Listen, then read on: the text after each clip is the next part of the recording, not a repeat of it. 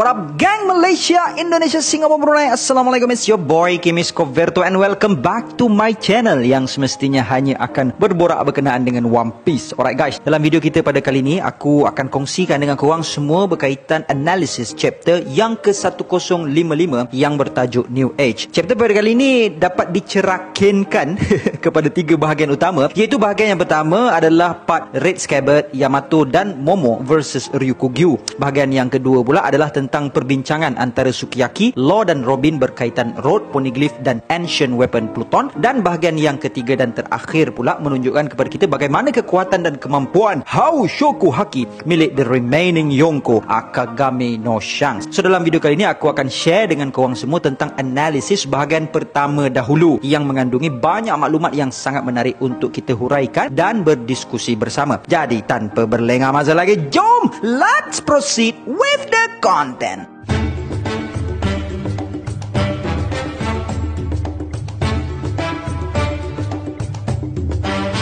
Pada permulaan bahagian yang pertama ini kita dapat lihat Momonosuke yang mengarahkan Yamato untuk berhenti daripada menyerang Admiral Ryukugyu, dan Momonosuke juga mengarahkan Yamato agar tidak masuk campur dalam perlawanan tersebut, menyebabkan Yamato telah mempersoalkan tindakan Momonosuke tersebut dengan bertanyakan bahawa kenapa dia tidak dibenarkan untuk bertarung dengan Ryukugyu. Bahkan melihatkan keadaan mereka yang semakin hampir untuk tewas, Yamato telah menasihati Momo untuk memanggil Mugiwara no Luffy dan yang lain-lainnya untuk mengajar Ryukugyu si raksasa hutan ini. Namun akhirnya dalam keadaan yang hiba, Momo dengan lantangnya telah bersuara dengan mengatakan bahawa selama ini Yamato telah lama dibelenggu di Pulau Onigashima dan tidak dapat untuk bergerak dengan bebasnya. Maka Momonosuke tidak mahu untuk membiarkan perkara tersebut untuk terus berlaku ke atas Yamato. Momonosuke juga menyambung lagi bahawa selama ini dia telah banyak bergantung kepada Luffy dan yang lain-lainnya untuk mencapai kemerdekaan Wano pada hari ini. Namun dia tahu yang suatu hari nanti pasti Luffy dan aliansinya yang lain akan pergi meninggalkan bumi Wano ini, dan sekiranya mereka terpaksa untuk terus bergantung kepada Luffy dan yang lain-lainnya, bagaimana mereka mampu untuk menghalang musuh-musuh yang bakal menyerang Wano selepas pemergian Luffy, dan bagaimana dia, yakni Momonosuke, mampu untuk bertentang mata dengan rakyatnya dan mengatakan yang mereka semua akan terus selamat di bawah pimpinan Shogun baharu mereka, Lord Kozuki Momonosuke.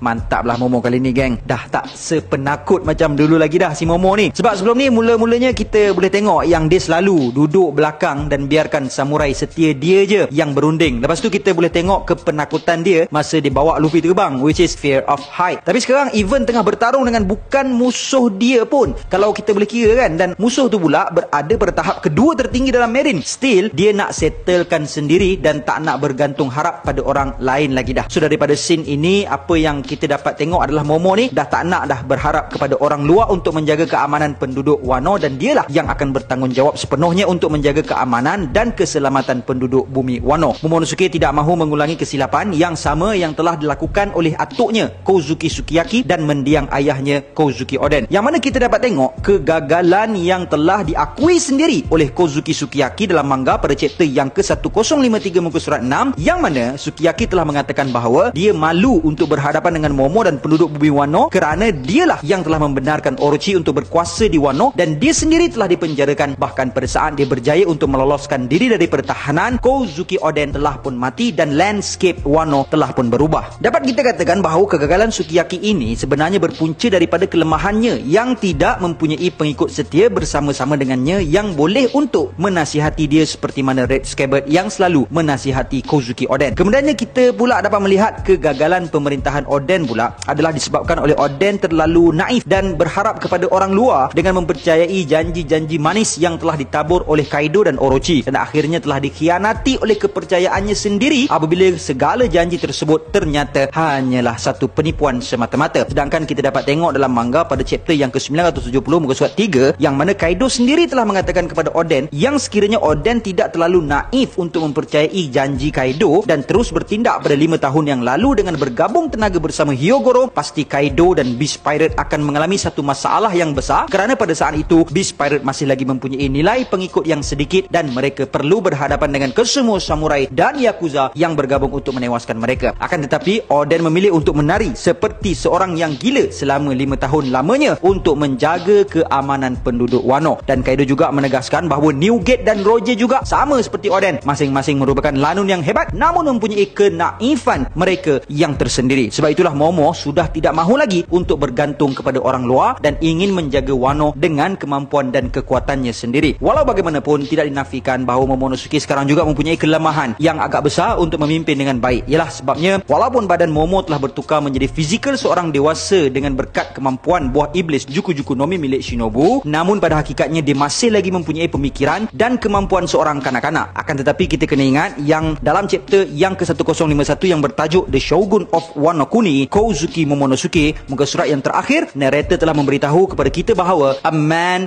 8 years age surveys their progress as they drifted in the night air of renowned samurai. He may lack his physical strength, but he compensates with his devotion to duty and boundless compassion. This man will one day be known far and wide as one of Wano's greatest leader. We have just borne witness to the birth of the great shogun Kozuki Momonosuke. So daripada apa yang telah disampaikan oleh narrator ini, kita dapat lihat bahawa Momonosuke bakal menjadi seorang shogun yang terbaik di Wano yang mampu untuk melangkaui kehebatan atuknya Kozuki Sukiyaki dan mendiang ayahnya sendiri Kozuki Oden. Yalah, kalau kita teliti betul-betul, Momonosuke ini bukan calang-calang orangnya. Mana taknya, dalam diri seorang Momonosuke ini sahaja ada kemampuan dua watak, dua karakter yang mempunyai kekuatan yang monstrous, which is Kozuki Oden dan juga Kaido. Hal ini dikatakan demikian kerana Kozuki Momonosuke merupakan anak kandung kepada Oden sekaligus menyebabkan Momonosuke mewarisi genetik Oden, dan untuk genetik Kaido pula adalah disebabkan oleh Momonosuke telah pun memakan artificial devil fruit yang dihasilkan daripada eksperimen yang telah dilakukan oleh Dr. Vegapunk ke atas Kaido, yang kita boleh tengok dalam manga pada chapter yang ke-685 muka surat 6, yang mana buah iblis ini dicipta dengan mengambil genetik daripada Kaido untuk menghasilkan devil fruit tersebut, seperti mana yang telah diceritakan oleh salah seorang agent CP0 dalam chapter yang ke-1007 muka surat 15. Dan even CP0 agent tersebut mengatakan yang dia sangat bersyukur kerana eksperimen tersebut dikatakan gagal disebabkan oleh kemampuan yang terhasil daripada buah iblis tersebut nantinya akan jadi sangat-sangat bahaya kerana ia bakal melahirkan the second Kaido yang mampu menjadi ancaman bagi the world government sekiranya buah iblis tersebut jatuh ke tangan musuh-musuh mereka. Sedangkan dengan kekuatan yang diwarisi daripada Oden sahaja pun boleh dikatakan sudah cukup bagi Momo. Ini kan pula dengan tambahan kuasa genetik daripada Kaido. Yalah, daripada segi kekuatan, Oden sememangnya mempunyai kekuatan yang super, sehingga kan Oden seorang diri sahaja dalam chapter 993 muka surat 13 mampu memberikan luka yang parah kepada Kaido, sehingga kan kesakitan daripada luka tersebut masih dapat dirasai oleh Kaido apabila berhadapan dengan The Red Scabbard. Daripada segi ketahanan badan pula, memang tak dapat dinafikan ketahanan badan Oden teramatlah dahsyat. Buktinya kita dapat tengok dalam manga pada chapter yang ke-971 bahawa Oden mampu untuk bertahan walaupun setelah dididihkan lebih daripada sejam lamanya. Seterusnya, tidak dilupakan juga Oden mampu untuk terus bertahan setelah menerima serangan daripada Whitebeard dan one shot daripada Roger. Dan kita boleh mula kaitkan dengan Momo, yang mana dalam chapter 1052 muka surat 7 seolah-olah Oda nak bagi hint kat kita yang Momo juga memiliki ketahanan tubuh badan yang luar biasa seperti Oden. Apabila di flying kick oleh Hiyori, Momo cakap not that it hurts. Dan sekali lagi dalam chapter yang sama muka surat 9, lepas Momo memegang apam milik Nami, dia kena lesing dengan Nami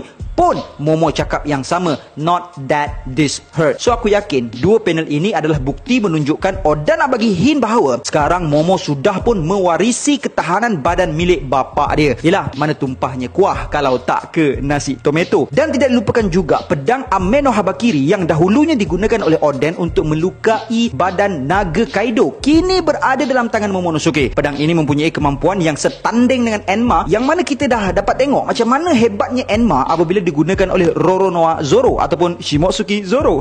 So dengan pedang ini juga mampu untuk memberikan kekuatan tambahan kepada Momonosuke untuk menjadi the greatest shogun of Wano. Untuk kemampuan yang diwarisi daripada Kaido pula, kita dapat tengok dalam chapter pada kali ini apabila Momo berjaya untuk menghasilkan Bolo Breath. Sekalipun tidak sesempurna Bolo Breath Kaido, namun kesan daripada serangan tersebut mampu untuk membakar tubuh raksasa pokok Aramaki the Ryukugyu. So guys, adakah korang rasa Momo akan mampu untuk melakukan semua teknik yang pernah digunakan oleh Kaido seperti Wind Gust, Hybrid Form, Tanda Bagua? Jap, pause kejap. Cuba korang bayangkan kalau teknik Tanda Bagua tu digunakan dengan Ame no Habakiri, mesti mantap kan? Tak dilupakan juga dengan teknik Awakening Larva Form daripada Kaido.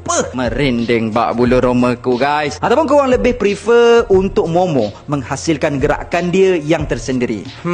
Mana satu pilihan kalian? Boleh tinggalkan pendapat kalian di ruangan komen dekat bawah. Okey. Dan dalam chapter 1055 part yang pertama ni juga kita dapat mengetahui maklumat tentang kemampuan dan kelemahan Ryukugyu, kemampuan tambahan lah ya. Yang mana kalau sebelum ini kita dapat tengok dalam chapter yang ke-1053, kita dapat tengok yang Ryukugyu mampu untuk menyerap nutrisi daripada tubuh musuhnya. Dalam chapter 1054 pula kita nampak yang Ryukugyu mampu untuk transform menjadi raksasa hutan. Dalam chapter pada kali ini kita didedahkan dengan kemampuan baru daripada Ryukugyu, iaitu ternyata hutan Ryukugyu ini bersifat kalis api. Sebab kita dapat tengok apabila Raizo cuba untuk menyerang Ryukugyu dengan serangan Ninpo, scroll jutsu fire release, Ryukugyu langsung tidak terkesan dengan api Raizo tersebut. Tapi apa yang peliknya pula, apabila Momo menyerang Aramaki dengan serangan bola breath yang juga merupakan hembusan api, terbakarlah pula si Ryukugyu tu kan. So for me personally, dekat sini mungkin Oda nak tunjuk dekat kita yang api daripada Momonosuke ini mampu untuk membakar Ryukugyu adalah disebabkan oleh api tersebut dihasilkan genuinely daripada kemampuan Devil Fruit. Maksud aku macam ni, api yang dikeluarkan oleh Raizo tu bukannya api daripada kemampuan Devil Fruit dia, akan tetapi adalah api yang disimpan dalam scroll itu sahaja. Dan kita juga dapat tengok perkara yang sama pernah berlaku dalam chapter yang ke-992 muka surat 17, apabila api bola breath yang disimpan dalam scroll Raizo digunakan kembali kepada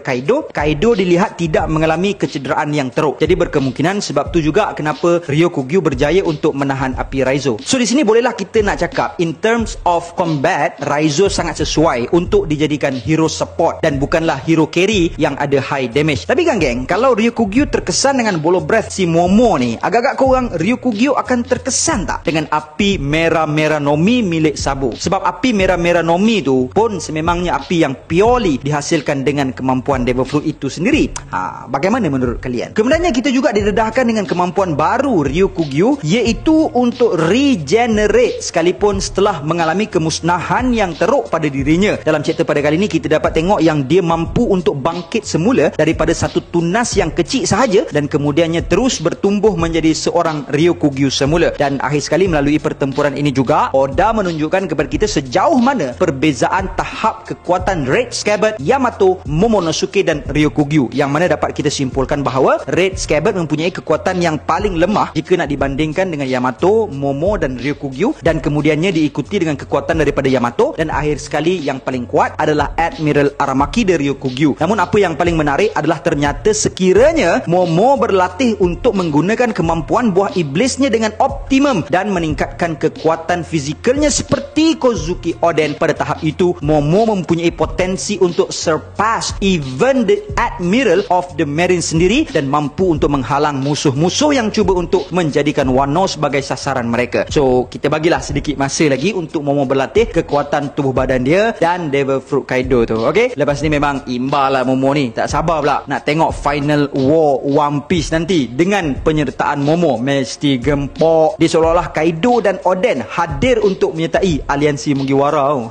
So guys, that's all I have untuk perkongsian kita pada kali ni. So please share video ni dekat kawan-kawan korang di luar sana untuk membantu aku mencapai target 150,000 subscribers dalam masa yang terdekat. I really appreciate all of your support up until now. And satu lagi pengumuman, aku baru je menghasilkan akaun TikTok yang baru sebab akaun TikTok aku sebelum ni tak boleh nak akses. So dalam akaun TikTok tu aku akan hasilkan teori-teori pendek dan review pendek chapter-chapter dalam One Piece. So jangan lupa follow, okay? Konten terbaru aku akan hasilkan selewat-lewatnya adalah pada next week 14 hari bulan 8. Tapi kalau aku sempat aku akan hasilkan immediately. Alright gang, stay tuned to Kimis Coverto channel, and until then my gang, there is no God except Allah. Assalamualaikum warahmatullahi